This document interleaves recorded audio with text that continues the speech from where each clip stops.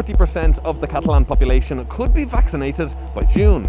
These are the latest estimations from the Catalan Health Department.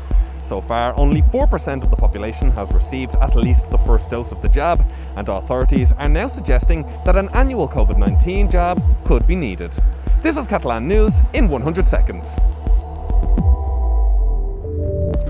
Essential workers under 55, elderly people over 80, and those especially at risk of COVID-19 are now the priorities in the vaccination plan. These groups are set to receive the jab by June, as well as the over 70s, the over 60s, and the under 60s with certain medical conditions.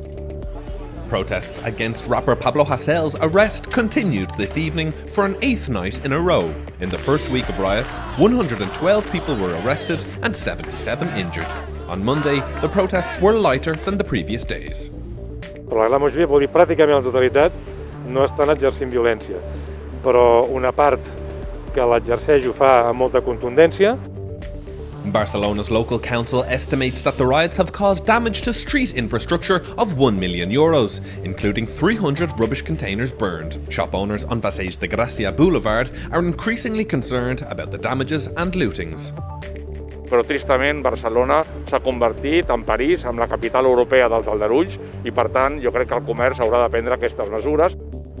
An EU parliamentary committee voted in favour of lifting the immunity of former Catalan President Carles Puigdemont as an MEP, but the binding vote on the issue will be in the Chamber's plenary session in the week of March 8th. Today marks 40 years since the failed coup d'etat attempt in Spain, in which some soldiers stormed the Congress.